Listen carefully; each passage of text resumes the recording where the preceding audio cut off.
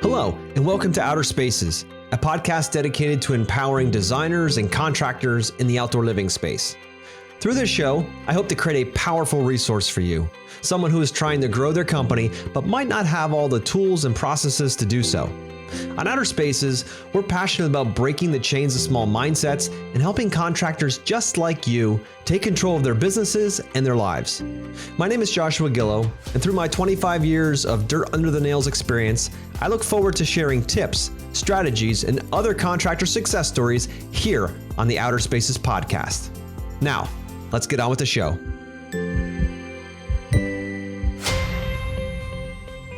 Hello, welcome back to the Outer Spaces podcast, sponsored by Yes Express. Today, we have a guest coming back on the show. She was on a while ago, and she was so full of incredible information. She's a powerhouse. We'll talk about this in the podcast. She's working or just finished her 6th book, and it's all about, in the contracting world and business and growth and all of those wonderful things. So I want to welcome back to the podcast, Ruth King. How you doing, Ruth? I'm doing well. Thank you for having me back. I appreciate it. No, I certainly enjoyed our last conversation, and you're just a wealth of knowledge. And I want to, unlock you a bit more and drop some more gold nuggets here on our listeners that they can take and implement right away. So I want to jump right into this, just right into it, and kind of bear claw this thing. So obviously the world is a little bit crazy right now. Inflation's going up, all of that. There's a lot of uncertainty going on. What are you seeing out there right now from your perspective? What are you seeing in the trades? What are you seeing? What are you hearing about the next 6 months or year? What does it look like for what you're seeing? All right. Now, there's 2 mindsets. There's a mindset that I am not going to participate in any recession. And there's the mindset where you go, oh my gosh, I'm going to wait till the media tells me I can come out and the recession is over. Mm-hmm. I choose to be the one who say I'm not going to participate. And it really and truly is mindset. Now, does that mean that you might have to talk to more people before you get a yes? Probably. However, you still keep going. Even in a recession, people are still buying. It's not like the economy stops. That's right. It does slow down. All right. So my sense of it, okay, what do we have to do to get ready to make sure that we are okay in whatever economy there is, whether it's, recession, unfortunately, I hope we don't have it, but, the economy might be going gangbusters and then people stop paying attention then, which is the wrong thing to do. Mm-hmm. I can't tell you how many of my clients, when COVID hit and everything got shut down for a couple of months or weeks or whatever, it said, I have enough money saved in the bank. Thank you. I can survive whatever happens. And so the absolutely very first thing that you need to do starting today is to figure out how much cash you need to have in the bank at all times to make sure you have enough, no matter what happens. And my rule of thumb is you take your largest payroll month, whatever that payroll dollar is, and multiply it by 6. And you take your largest overhead month and multiply it by 3 and add those 2 numbers together. And if you have that much cash saved in the bank, you should be okay because you'll figure out another way to sell. And I'll give you a really good example of this. One of my clients had 80% of his customers in the restaurant business when COVID hit. You talk about having to pivot wow, instantly. But we did it because we realized that restaurants are going to shut down and we had to find different markets. So my another rule of thumb, sorry, Joshua, it's just coming out that way, is that no more than 20% of your business with any one customer and no more than 20% of your business in any one industry. There'll always be industries that do really well in a recession or in great times of inflation, and there'll be industries that don't do as well. Make sure that you have your business spread amongst many industries so that you don't have to worry about, oh my gosh, this industry is going to implode like the restaurant business did in COVID. I mean, that was not smart. Now, he obviously has changed a lot in terms of what the customer base looks like, and he'll never go back to, being so concentrated in one industry. So those would be my first 2 things. My third would be to have a recurring revenue type of program, whether it's, contractor maintenance agreements. All of us, we're participants. If you have a gym membership, if you log on and have a Netflix subscription, if you are using support from a software company, all these are recurring revenue programs. And the thing to look around is and talk to your customers is like, okay, what can we do from a recurring revenue perspective? so that I can know that every month I'm going to get a certain dollar amount in, and every month I'm going to provide X number of value, or every year I'm going to get a certain dollar amount in, and I'm going to provide value in the case of maintenance agreements once or twice a year. I mean, it just, you've got to do that. And over the years that I've been through recessions and inflations and everything else like that, been through several at this point in my life. And what we found is that maintenance agreement clients, you lose maybe 5% of them. They'll stick with you in thick and thin. So that would be my 3 suggestions for right now. This is not, okay, I'll do this in the future. This is start saving money, put 1% of every dollar that comes in the door away, starting today. Yep. And that is not hard. The discipline sometimes can be difficult, but the action is not hard. And start figuring out how much you have to save using my little formula, and get that in the bank at all times, good times and bad. And then no more than 20% of your revenues with one customer or one industry, and start diversifying. No, that's great, because then you can weather just about any storm that way. And as you mentioned, when it comes to, recessions, I've been through them as well throughout the 25 years. And, and the interesting part is when you have that kind of, just that little nest egg sitting behind you, sitting there, getting dust, if anything, at least when things come up, you aren't nearly as stressed. You're like, look, this is not going to last forever. Typically these cycles are 12, 16, 18, maybe 24 months. And to your point, it doesn't stop. People don't stop spending like in a second. COVID was strange that way, where everyone just stopped because it's never happened before. So, and then you saw within a few weeks, things started to open back up, maybe not in the restaurant business, but people's fear started to, become a little less, and they started to do stuff, especially in our industry, right? Anything in the service, when it comes to landscaping and all that, it actually pivoted the other way, where people are like, shit, I'm stuck home. So now I'm going to do something really cool with my space. I have money because their money's still cheap. Let's keep going. I got great equity in my home. Let's build something. And that was a huge boon for industry. You mentioned a few times there about other, make sure you don't have more than 20% of one customer or in one industry. What if I'm a small business owner in the landscaping industry, and that's my only business? And I don't really know how to do reoccurring revenue because I don't like mowing lawns. I don't want to, do those kinds of things. What are some other thoughts you have? And maybe it's even outside of the landscaping world. It is legal to have more than one business, guys. So, to have something else in a different industry as a side hustle, to get reoccurring revenue that way. This way your family unit is safe, and the businesses might get beat up a little bit, but what are your thoughts on that? Okay. So you can have residential, commercial, and industrial. So these are 3 areas that you can have landscaping work in. I mean, businesses need landscaping around their businesses, as do, most, I shouldn't say most, but a lot of landscapers say, okay, I'm going to go and mow lawns or whatever else it is like that. But that can be a piece of it. You may decide you want to do a tree service as part of it. So you may want to join forces with somebody who's really good at cutting down trees or something like that. So you're spreading at that point over 5 things. So that's 20% at that point. And then if you are doing just residential, it's pretty easy to say that no one customer is going to have more than 20% of your business, unless you're this itty bitty tiny little business. And that won't make you survive for very long either. So the more residential customers you have, the less each customer has of your total business. So that's the way I would look at it. From a commercial perspective, you might say, okay, I'm taking care of the lawns for property managers. Well, what about independent business owners who own their own buildings and need landscaping there? So, if you're only doing property managers and only property managers of a specific industry, it's time to find property managers in a different industry, or it would be time to find property or owners of buildings who need landscaping done. All right. So, a lot of them don't know who to go to. They're just, who do we go to and everything like that. It takes marketing. It takes knocking on doors. But, the more doors you knock on, the more people are going to say yes.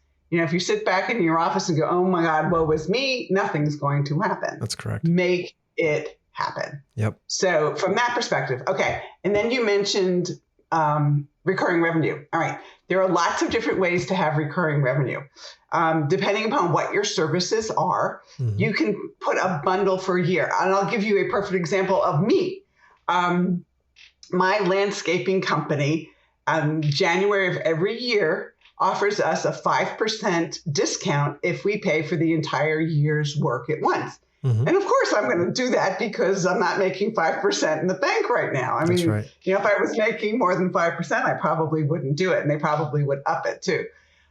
So every year I stroke them a check in January. And so they know they have my business for an entire year. That's recurring revenue. All right.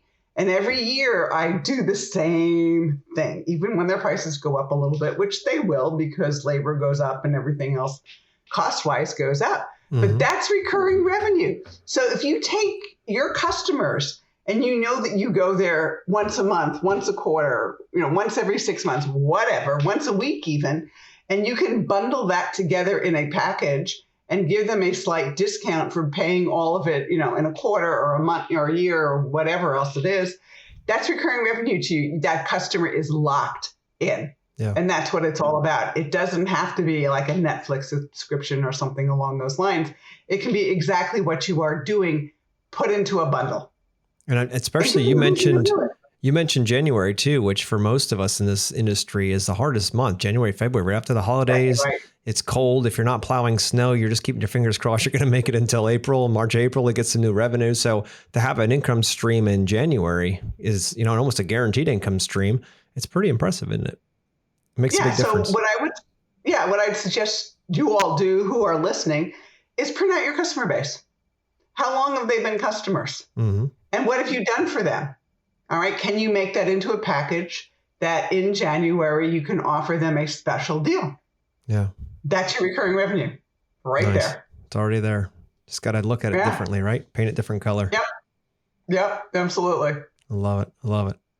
So there's some of that, guys, that start thinking about with the recurring revenue, making sure you have enough, money sitting in the bank. She's giving you a great opportunity. We usually figure 3 to 6 months of, core capital that we want to see in the bank sitting there. This way we can weather storms, which is important. So at a baseline, anybody listening, make sure you have at least 3 months of operating revenue put away, squirreled away in an interest-bearing account somewhere that's easy liquefied and we can pull it out. And then that's going to help you because if things do change, God forbid they do, but if they do, then at least you're like, you know what, it's okay. Because to both of our points, we've never seen it where it's gone to zero. Like nobody's buying anything. That doesn't happen, right? So the reality is you might see the top 10 or 15 or 20% of people backing off, but you still have 80, 90% of people still buying. They might be more cautious and conscious about what they're spending. So you might have to bring in more value-based options, but that's just keeping your thumb on the pulse of your customer and their anxieties and things like that. So just be mindful of all those things because that's how you're going to pull through this next move because that's just another pivot. You have the opportunity coming up to launch an entire empire based on how you react to this. To Ruth's point, you're going to put your head in the sand and act like it's, watch the news and say, oh my God, the whole thing's going to, everything's going to fall apart. Or you're going to say, you know what, this is my time. This is my time to grow. I've got to get the skills in place. I've got to learn how to communicate with them. I got to learn how to build these projects. I got to learn my numbers, make sure I know all this stuff so I can be dangerous during this time. This is the time to reposition your company. That's the cool part about it. This is an opportunity like never before. Yeah. And if you look at one of the advertising agencies had done a survey of the companies who marketed and advertised during recessions and those who put their head in the sand. Yep. And the ones who marketed and advertised during the recessions actually did phenomenally better when it was over than those who put their head in the sand. They were actually 3 steps behind because they didn't. They forgot the customers forgot about them. They found this company who said, hey, listen, here's the value that we provide to you. Here's how we can save you money. Here's what we can do for you. Give us a shot. Yep. And they did because their regular companies put their head in the sand. Yep. Duh. And to your point, it's exactly. So whether you're advertising on social media or wherever you're advertising, when say 20, 30, 40% of the companies say, I don't have any money left for advertising. I'm just going to pull that out and I'm going to make sure I can start saving that money. The problem is they become irrelevant. Because they're out of the sight lines of your clients. And this is the opportunity when you see less people advertising because they think they're doing the right thing by pulling back, you get more market share. More people see your stuff. There's less competition out there. So when things start to turn downhill, that's the time to put the coal to the fire. That's the time to break out of the pack. So anyone listening out there that's thinking I'm going to start cutting back on my marketing. Well, if your marketing's not working, you probably should switch to somebody else, but don't stop it. Keep it going. Go hotter, go harder, go all in, because that's what's going to make the difference. Maybe not today or tomorrow, but when this thing spins back around and we're going into a launching cycle again, you're going to be the only one that anybody knows about because everyone else is pulling out. The other thing to think about right now is that so much has gone online. Almost nobody is sending mail anymore. I mean, my mailbox some days is empty. I mean, think about sending a postcard now. Go backwards. It's going to get attention. Whereas, 2 or 3 years ago when direct mail, everybody was still mailing. They're not now. And again, it's a buildup. If you send one, you're probably not going to get a whole lot of response. You send one another month or another quarter, and you just keep doing it. By the end of the year or by the end of 2 years, you're in a situation where, guess what? People are going to know who you are. 100%. And it's really kind of interesting now with the lack of mail that's in mailboxes. And somebody who thinks direct mail doesn't work, if you do it once, it doesn't. But if you do it over and over and over again. And how much is a postcard these days? Still around 50 cents. Give me a break. Yeah, I mean, seriously, you're spot on. I just went out and got the mail before I got on this call, and I'm like, just 3 pieces of mail. And I was thinking that exact thing. I'm like, I used to remember getting a ton of junk mail or, whatever, direct mail stuff, and that's eased off. I'm like thinking about all you got to do is drop one beautiful looking postcard. You guys do amazing work. Take your best picture, put it on there, and then do that. But here's the key, and I don't know if you're going to back me up. I hope you will on this one, but I've found that consistency is key, right? You're not going to get to your point. You're not going to get hit the first time out of the box and be like, all right, I put in 1,500, 2,000, 2,500, whatever into these postcards. I expect to put that in and get immediate response. That's not how this works. Social media, all this advertising takes 6 months to a year to start acclimating and working. So if you're going to start with an agency or do this on your own, expect there to be a time horizon. It's not instant gratification in this world. People have to get used to and trust your message first before they'll ever trust enough to call you. So consistency over perfection is absolutely paramount in this focus, but just consistently hitting them with a good message, a message that resonates with your ideal clients, and you'll start to see that, but it's going to take time. It's going to take time, and also give them something that will help them. Yes. Like, I do an email every single Monday called Contractor Sense, and I'm happy to put anybody who's listening to this podcast on it. And I give 5 minutes worth of, here's things that'll help you be more profitable. Here are things that will help you sell more. And literally, I've done this since June of 1999. Wow. And it's really easy things that can help you. And I've done it because I like to give back. Yeah. And it's valuable to people. And I love doing it for starters because I'm a writer anyway. From there, but you can do stuff like that. If you want to do a postcard every month to a very specific target audience, put an idea that will help them every month, a different one. The first month, they might not see it, but the second month, they'll start looking at it and they're thinking, okay, they're providing some value to me before they're asking for something specific. Yes. And that's really and truly the way you want to do it is always provide value first. Yes. And I have totally believed that my entire life. And that's why you're successful. Making sure you provide value. If you don't provide value, why would somebody listen to you? Yeah, the last thing you want to do, anybody listening out there with any of your content or any of your postcards, if you decide to do that or whatever it is, Instagram, Facebook, stop the buy from me bullshit.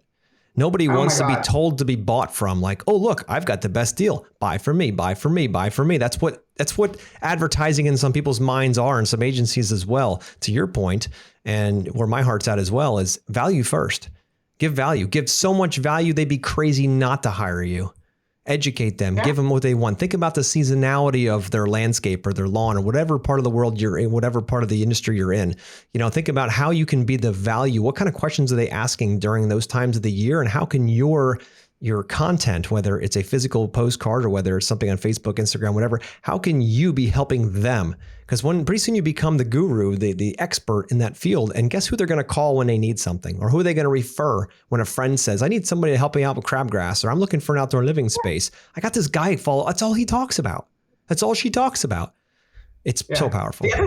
The other thing that works really well is 10 questions before. 10 questions to ask before you hire at blank. Oh, nice. And put it on your website if you want to do it in a postcard form.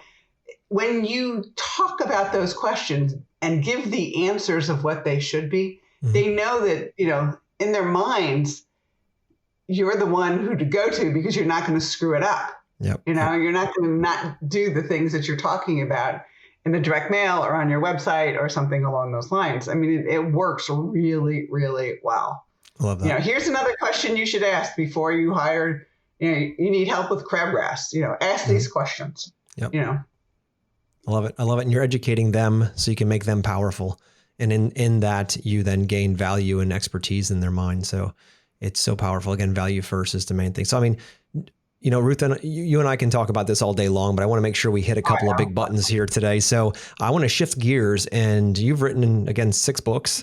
Congratulations on that. That's no easy feat. Before I get into the actual content of the book, I want to ask you a question. We talked a little bit off air on this, but I want to bring it to the listeners. I want to ask you, how the hell did you write 6 books and run companies and coach? Like, how do you find the time? How do you allocate the time? What is your strategy? How do you do it? Yeah, my strategy is, I've always been an early riser. So from 5 to 6:30 every morning, I wake up at 5. So maybe it's 5:10, but until 6:30 in the morning when I go, and then I go and work out, and then I go to the office or wherever I'm going and that type of thing.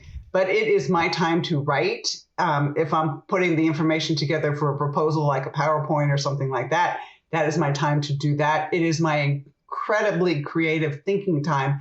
Nobody's around. Nobody's going to bug me, anything else like that. I can totally concentrate, and I get a lot done in that hour 15, hour 20, probably not hour and a half. Let's be real, but I get incredible amounts of work done, and I do it every day. And my body is so used to getting up at 5 o'clock in the morning. It happens on weekends too. Oh yeah. Sometimes my eyes will pop open at 4:52. And it's it's Saturday morning or it's Sunday. You can sleep in a little. No. So Do you ever wake up with ideas in your head? They've been rattling around all night. And you get up like, I just need a piece of paper. I got to write this down. Yep. Does that happen? Yeah. Yeah. Yeah. I keep a piece of paper and a pen by my bed. If I wake up in the middle of the night, I do not turn on my light. I find the piece of paper, I find the pencil, and I write. Now, sometimes in the morning when I wake up, I have to look at it and go, all right, what did you actually write? Because it's scribble. Yep. But I'll get it because I've written it, and it really and truly works well. So they've told us, or the experts supposedly say, don't turn on the light because you will be awake forever. But actually, just keep the piece of paper, keep the pencil there, and which I do, and write it all down, even if it looks like scribble, and then go back to sleep. When you wake up in the morning, you will remember what it is. I love that. And so occasionally that happens. I'm working at this process, in my head before I go to bed. And generally, a night or two, boom, I got the answer to it. Yep. I'm working on a really nasty, I don't want from a negative perspective, but a really hard customer problem for whatever it is, and comes when I go to sleep. Yep. You get up in the morning, you're like, that was easy. Right? Because you put something in one side, you let it sleep on it overnight, your mind chews on it. So that's why it's so important to feed your mind with amazing stuff, because if you feed your mind with garbage before you go to bed, your mind only has garbage to work with overnight. Then when you wake up, you feel like crap again, or you feel like you're just in this weird hole. But if you go to bed with a good mindset, you let your body and your mind chew on it, and you wake up in a different mindset. It's crazy how it works. So many problems or things that I was working on. Next thing I wake up the next morning, I was like, damn, that was a good idea. Who came up with that? Like, you did, dude. You did it when you were sleeping. But it's cool stuff. But anyway, so I know you've written many books. One of the titles of your books is Profit versus Wealth. And I wanted to hit on that today in the podcast. So I'd love for you to just take the stage here and tell us about the premise, your philosophy in that profit versus wealth. What's the difference and why should we care? All right. Profit or Wealth is the sequel to The Courage to be Profitable. Okay. And Courage to be Profitable is English. What's a P&L, what's a balance sheet, what's cash flow, what's net profit per hour, overhead costs, and everything. The very basics written in English. Got it. And when I wrote that book, I realized that, oh my gosh, there's just so much more. Once you have the basics, it's like, okay, where is your mindset? Is your mindset only on profit? And there's been some of my clients who didn't care about the wealth piece of it. And that's very dangerous. The wealth building piece of it is putting that cash in the bank to make sure, you have 3 or 6 months or whatever it is. So profit is just for a specific period of time. Profit is based on obviously your P&L, and wealth is based on your balance sheet. Obviously you can't build your balance sheet until you're profitable. So that has to come first. And then once you build your profitability, i.e. month-to-month profits, then you can build your wealth. Your wealth is built through assets, i.e. cash in the bank, whether you have a building or not have a building, part of it's rented out or whatever else it is. It's also the non-tangible stuff. It is those recurring customers, those customers who buy at a 5% discount every single year. It's whatever you're doing with your customer base to get them to say yes year in, year in, year, year over year over year. And let's assume you want to sell your business at some point in time. That's what people are going to buy. They're not going to buy your P&L. They're going to buy your balance sheet because they want to know that you have customers who are sticking around. They want to know that you have customers who buy from you year after year after year after year. So profit is step one, so to speak, because you've got to have a profitable business before you can build the wealth. And then once you have the profitable business, then it's time to build the wealth with your customer base, with cash, with other assets. We've got some of my clients who have built more than $250,000 in cash in their business. And unless they change the rules where you can have more than $250,000 in a bank account that will be, federally insured, FDIC insured, they go to different banks. So, hopefully you get to the point where you have $500,000, $1 million in the bank, and then you've got probably 4 or 5 banks, and that's okay. Yep. That's really okay. And some of it you may want to put in longer term assets because, the cash flow is a little bit higher from those rather than the 2 pennies of interest you get on your savings account in a bank, at least these days. But, once you have enough cash, you have options, which you don't have if you're scrounging. So tell us a little bit how to get that profit side lined up. So let's start from, just to play the scenario out. I'm a business owner, maybe 1, 2, 3 years in business. I'm able to pay my bills. Finally, I can pay my people. There's a little bit left over at the end of the month. How do I go from being profitable to being wealthy over time? Like, what are some of the strategies you could tell us about? All right. So number one, make sure that you truly are profitable. All right. You've got your revenues, you subtracted out your cost of goods, i.e. the cost of producing those revenues, and you've taken all of your overhead into account so that there truly is something left at the end of the month. You want to make sure you have that. And then that is profit, and that is not cash. So that profit has to be turned into cash unless you're COD. And the likelihood is if you pay up front for a year, that's COD. But if you're having corporate accounts, you're billing, and so you have to take that profit and turn it into cash, which means that you have to watch your receivables. And if a bill is 31 days, guess what? You should make a phone call. So from that perspective, that's important. And then the wealth side, it's the profitability that comes first, profits every single month. Then once that profit is turned into cash, i.e. bank deposits, you start taking 1% of all of your deposits and putting it in a savings account. If Mrs. Jones pays you up front for an entire year, you put all that money in the savings account because you're going to need it as you do the work. And, so if you spend it all in January, I know it's tough because January, February, and March are generally tougher months.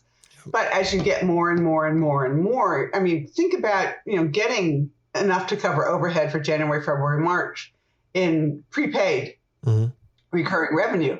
That's building the wealth. All right. So it's looking at, I got profit. Now I have to build the wealth. I have to build my customer base. I have to build my cash. I have to build my other assets. You may want to go buy another business. That helps to build wealth once you're profitable. So you're adding customer base, you're adding people, you're adding stuff, that also builds your wealth. And the really important thing is to decide what your end game is. Is your end game, I'm just shutting the door? Is your end game, I'm selling it to my kids or I'm passing it along to my kids? Am I selling it to an outsider? Those 3 end games have very different rules of wealth. If you're just going to shut the door, you take everything out you possibly can and leave nothing in the business. It's done. I'm done. Bye. It's been nice. That's not good for your customers, but I've seen people do it. Or you might want to sell your customer base at that point. And then if you're in a situation where you're passing it along to your kids, then make sure your kids are actually doing something in the business that is productive. You do not want kids to be entitled in your business. If you want to screw up your business, that's really a good way to do it. But there are owners who have kids who they've taught and who are doing really well, because if they realize they can't be entitled, and they actually work harder than everybody else, then they'll get respect. Mm-hmm. And then they'll learn and everything from that perspective. Or you might decide that you want to build it up to the point where you sell it to an outsider because you don't have kids or they have no interest or something along those lines. And in those cases, you have to build the recurring revenue. It's not an option. Yeah. And that's how you build the wealth there. And then when you sell it, that's when you get the dollars in the door from all of your hard work. I love that. Now, I know a lot of business owners think because they're doing, say, $500,000, $2 million, whatever, fill in the blank, that they're going to be able to sell their business for that much with no recurring revenue, especially to design build space. And I hate this, to piss everybody off out there, but to be honest with you, your entire business is worth no more than your recurring revenue and your assets. If you have vehicles that you've paid off and you can sell them, that's all you're going to get. Your name ain't worth shit out there. I'm sorry, but someone else can come in and swoop right in and do it. It's a very low barrier to entry, our type of industry. So you don't have to have, a doctor's office, they have patient base, there's recurring revenue, right? Other doctors would see the value in that. But unless you have recurring, there's really not a whole lot of value except for the assets that the business holds. So, the way I've done it, because we don't have a lot of recurring revenue in that business. And what I've done is do exactly what you've said, saved a bunch of money to the side and started investing in real estate, started investing in other tangible assets that create passive income, right? And those passive income generators then help now support, everything. So you don't have to worry about that stuff anymore. So maybe one business doesn't do that, and that's your passion project. That's what you work on. It's what you love to do. But making sure you're investing a portion of those proceeds into something else that does, so that you're thinking about the family nut, and you're thinking about sustainability of the business. But maybe it's not within that, because you know what? I hate the idea of mowing grass. Even if someone else did it, I wouldn't want my company around it. I just don't like it. That's me personally. So I'm not willing to do that. So with that being the case, I need to think differently. And, other industries offer some of those benefits. And that's what I do with the extra that I have, is I invest it and sock it away. So, again, or you buy a company that likes mowing grass. It's true. Yeah. It's somebody else that'll run it. And then you're just a interested party in it, or start another business. Yeah. I run 8 businesses now because I love starting businesses. I love, being part of different industries and all that kind of stuff. And I love that process. And I love to empower teams and everything like that. But at the same time, it's taken years of learning to be able to do those things, but taking monies out and investing, to your point, your 1% or even more if you can, and get it started to moving around. And then if the economy switches up, you're like, bring it on, bitch. Seriously. I'm like, because you're balanced in all these different, industries. And it's like, well, one drops, another rises. It's like, it's all the same to you. Maybe certain businesses get beat up, but that's what it is. And some then rise. So it's a way to insulate yourself from that market volatility. Yeah. Can I tell a story? Please. So I've been talking about putting 1% away since the 90s. So, a long time. So there was a guy in my class in the 90s who said, I'm going to start doing that. And then unbeknownst to me, when the first turn down in the economy and the real estate market died in 2008, 2009, yep. He bought the building next door for cash. Nice. Because for almost next to nothing, because the guy needed cash. And he tells me this story later on, this is like 10 years later. And he said, I had the cash. I didn't have to get a loan, didn't have to get a mortgage. I wrote him a check. I got the building. He said, I just sold it. He goes, I'm not telling you what I sold it for, but thank you very much. Yeah. He probably, from that kind of gap, he probably 2, 3, 4, 5x his investment. That's impressive. At least. Yeah, at least. Yeah, at least. So it's so important. He was like, thank you. But, think about it. He put 1% of revenue away from sometime in the 90s to 2008. So maybe 10 years. Yep. He had the cash to do whatever he wanted at that point. Yep. So he has choices. When the building next door came up for like nothing, he wrote a check. Yeah, exactly. I love that. And I want to make a quick delineation here. Some listening may or may not know this. And if you do, that's awesome. If you don't, I learned this probably 20 plus years ago when I read Rich Dad, Poor Dad by Robert Kiyosaki. And he talks about assets versus liabilities. And those words tend to be very skewed. So the simplest form that he says is, an asset puts money in your pocket and a liability takes it out. So if you're thinking like, oh, this is going to be an asset, do that quick test. Is it taking money out of my pocket or is it putting money in? If you can, like people's homes, they're like, oh, my home's an asset. Does it put money in your pocket or does it take money out? Well, it takes money out every month. Okay, so how can I have an office space at my home that I can legally write off as an office space that can pay my mortgage?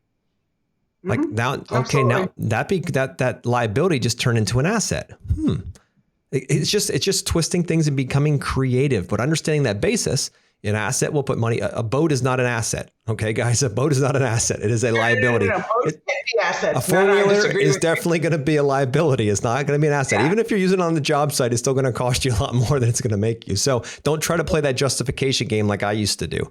Two of my clients work on islands, and the only way to get to those islands for those rich people is by boat. Nice. So their boats, in that case, yes, are written on. All right, so boats can be a write-off. They can write-off, yes, but it's a question of whether they're asset or liability. So in that case, absolute asset.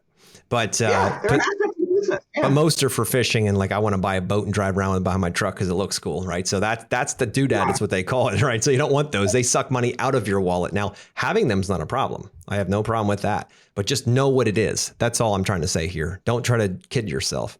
But it's a fun conversation. Yeah. I mean, there are times when boats are assets. Okay, Yeah. The first time I saw one working, it was the first time I was working with this client, and I looked at this boat that was in his yard, right? And he looked at me and he went, "Do not say anything about that. Here are our clients. They're in this island, and this island, and this island, and this island, and this island. The only way to get there is by boat." Yeah. So we go. All right. And then I had another client up in Maine who has the same issue. Either that or a ferry. I love it.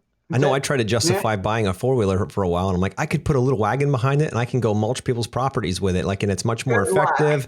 And like my tax accountant shook his head. He goes, dude, you can't do that. I'm like, but it would work legally. What's the difference if I bought a tractor or a four-wheeler? He goes, there's a big difference. So I'm not a tax person here. Anybody listening that you're tax related, talk to your attorney or your CPA. But the reality was I was trying to get creative and he kept me in line. So there's another little lesson to be learned. Make sure you're asking a professional if you have these crazy ideas, and they're going to say, yeah, well, maybe if you do it this way, you can, or no, don't even try that. People have. You're not the first to come up with that idea.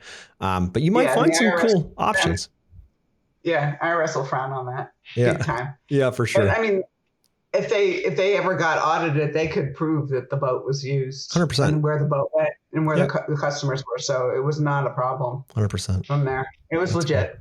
No, I like that. Now, you also wrote another book that focuses on sustainable business growth. And I'd like to wrap the rest of this podcast up by talking about that subject, especially for our new business owners out there that haven't been through the ups and downs economy and all those fun things and the craziness of competition and all those things for, out of the COVID sphere, if you will, of where as long as you had a heartbeat, you got projects. So now things get a little tighter. You have to be a little better at your game. You got to know how to sell, you got to know how to talk and design, how to solve problems, how to add value.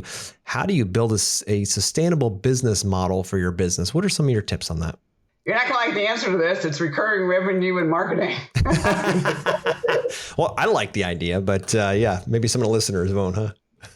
Yeah, and literally do something every day. Yeah. All right. So talk to customers every day. If you've got customers you haven't talked to in a long time and they haven't done business with you in a long time, call them. Don't send them an email. Don't send them a letter. Call them and say, look, hey, we appreciate your past business, but I was going through our records and I realized that we hadn't done business with you in the past 18 months or 2 years or whatever it was. I probably don't want to know the answer to this, but I really do need to know the answer to this. Did we do something wrong? And usually there's laughter. Mm-hmm. And they said, well, you never talked to us. And you're going to find 65% of the time that they're going to say, you never contacted us again after we did business with you. And that is the biggest no-no. If you want to build a sustainable business, you talk to your customers all the time. And, we have the social media to be able to do that. We have the email to be able to do that. And it does not have to be through a postcard or something like that, but talk to your customers frequently and regularly.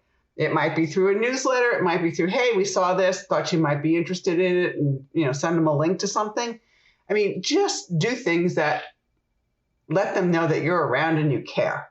Yeah. Not necessarily ask for, a job every time, but again, provide the value. And we've talked about that on this session, beforehand. Mm-hmm. Just provide value, do the marketing, stay in touch with your customers. Recurring revenue.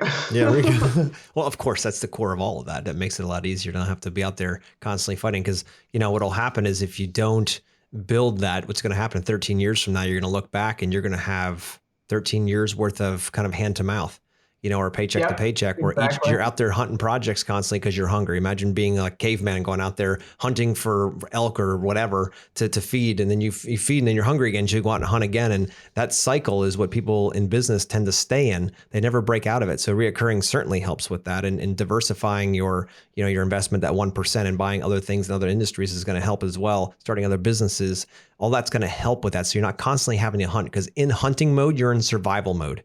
Your mindset is very different in survival mode than in thriving mode. If you create a business or a suite of businesses that thrive in all economies, you're not in survival mode anymore. You are in thriving mode, and you approach your business, your teams, your customers, everybody differently when you're in thriving mode. So can you talk a little bit about that, Ruth, and what your thoughts are on that subject? The thing about thriving is, as you said, you don't have this nagging thing waking up at 3:00 in the morning wondering whether one of your customers is going to pay so you can pay payroll. Yep. Once you have enough revenue coming in the door every single month to cover all of your expenses, you're in thriving mode. Yep. You're absolutely in thriving mode. And I think Robert Kiyosaki talks about that in Rich Dad, Poor Dad, about getting to the level where your money coming in the door covers all of your expenses so you can do whatever you want. Your passive income takes care of all of that. And that is something that you can and should do and strive for. And once you know what that number is, figure it out. It's not hard. Nope. You know what your expenses are. And if you can get that in revenue and recurring revenue every month, or some side of passive income every month, you are in thrive mode. You do not care what happens to the economy, as we started this conversation. And the other thing is that you won't be afraid to fire a customer who should be fired. Yep. And customers get fired because they don't pay their bills. They always complain. They never are happy with what you do. And at that point where you're thriving, it's a lot easier to fire a customer than if you're in survival mode. 100%. And so at that point, it's like, okay, why don't you go, we're not going to be able to do your business again or anymore. Here are 3 other companies that you can go to. Yep. You never leave them in the lurch. You always give them a couple of companies that they can go to. And a lot of times I actually do come back. I've seen this over and over and over again, because they realize the grass isn't greener on the other side, and they had a pretty good deal with you. Yep. And then you say, yes, you can come back. Here are the rules. Exactly. I mean, that's when you flip the switch from survival to thriving mode. And I know this because back in May of this year, my wife and I, we became financially free from that same concept, right? And to create that. So passive income covers all of our expenses. So, it takes the survival part out. You don't have that constant nut in your gut, something constantly you're waking up at 3:00 in the morning. How am I going to pay payroll? How am I going to do these kinds of things, right? But it shifts your entire mindset, because now it's like, okay, well, I'm only going to work with the clients that I want to work with. I'm only going to do the things that I want to do. And that shift, and also like, but I could have done that even before this. I just didn't know how, or didn't have the guts to do that, because I'm afraid that if I told them no, it might be my last person that calls me. And if it's the last person that calls me, then I'm not going to be able to make bills, and I've got all this stuff, and it's a bigger problem. So I can't say no. And then I feel like I'm getting used like a horse out there with clients who won't pay me my value and all this, because I have to. It's my obligation to my company that I'll just take on shit work in order to get bills paid. But once you shift out of that into thriving mode, you become dangerous, because you're like, no, I'm not putting up with that. That client wants to be nasty to my team. Out. Nope. Bye. Fire clients. Adios, man. It's either going to be my way or the highway when it comes to it. I'm not trying to be a dick about it. Seriously, just you start becoming more particular, because you realize that I don't have to if I don't want to. My bills are paid anyway. So why would I tolerate that? I either have very long or very short relationships with my clients. Yeah, me too. My oldest client started with me in 1987 and sold his business in December of last year. Yeah. And he, I helped him sell it and everything like that. And it was time for him to go. Yeah. But my thing is, I'm not wasting your time, your money, and my time. If you're not going to do what I tell you to do, you're leaving. Yep, exactly. Find somebody else who will listen to your bullshit. Yeah. Or clients that call us and be like, yeah, I want all of these things for $100,000. And I'm like, that's $350,000 worth of stuff. Sorry, dude. Yeah. I'm not even going to waste my time with this. I'll push it to your point. We'll give them a graceful exit, tell them where they can go and try to find someone else that'll do it for them. We're always helpful, always add value. But I'm like, yeah, no. And our team, our entire team is the same way. They're looking through it. They're like, nope, sorry. It's not going to be a good fit for them or for us. And if it's not win-win, there's no deal. It's that simple. Yeah. So you go from, I have to have this project to, I want it, either I want it or I don't want it. Or if this client's going to be a pain in the ass and the project is great, I'm sorry, it's not a good cultural fit. It's not a good personality fit. And it's when you get to that point, I'm telling you, it's something freeing about that, where you're like, you know what? No. And the crazy part is universe, like attracts like. So pretty soon the universe starts sending you more of the people that you want. And next you're like, how the heck did that happen? It's fascinating stuff. Yep, absolutely. Cool. So Ruth, do you have anything else you want to drop on our listeners here as we wrap up? Any other little nuggets of information based on our conversation or just in general? Watch your cash, save your cash, recurring revenue. I love it. That will get you profitable and it will help you build wealth. So do it. Ruth, this has been a great conversation. I always enjoy our conversations. You're such a firecracker and I love it, right? 6 books is just sick. I love it, especially everything else you're doing too. So how can people find you if they're interested in either, tell us actually first, what do you do beyond just coming on podcasts and being awesome? Like what else do you do? How can other people engage you and where can they find you? All right. So I have a lot of online classes. I have a bookkeeping class for contractors, i.e. landscape guys and everything else like that, because most companies have really good abilities to do the work, but they've hired their wife or they've hired their mother or somebody else who really doesn't know bookkeeping to handle the books. This gives you the basics of bookkeeping. If you go to my website, which is ruthking.info, a lot of it's there. I have not moved everything over yet. It's on hvacchannel.tv, which is also off my website. And if you have a quick question, I am happy to answer questions. If it's, not going to be 6 hours or something like that. A lot of pricing courses, things that you can do online that way. Give me a call at 770-729-8000. Brenda answers the phone. I do return my phone calls, or send me an email and it's rking, R-K-I-N-G at ontherribbon.com, ONTHERIBBON.com. I'm happy to answer questions and help. Well, thank you, Ruth. I mean, that's gold right there. Anybody listening that doesn't understand bookkeeping or needs to understand how to do that or how to even train somebody in their office how to do some of the bookkeeping and they don't want to hire somebody, reach out. She's got programs for that. She can teach you how to do it so you're not trying to fuddle through, figure it out yourself. She's been doing this forever. So, I mean, Ruth is the real deal here. So thank you again, Ruth, for being on the podcast. I'm sure I'll have you back. I always enjoy our conversation. Hope our guests do as well. And guys, thank you for listening here. It's every one of you listening is what keeps this podcast moving. And I love to see people gaining knowledge and sharing it. And I'm truly blessed and privileged to be able to come on each week and interview some more cool people. And I learn stuff every time, and I hope you do as well. So thanks for your continued listening, and we'll be back with you next week.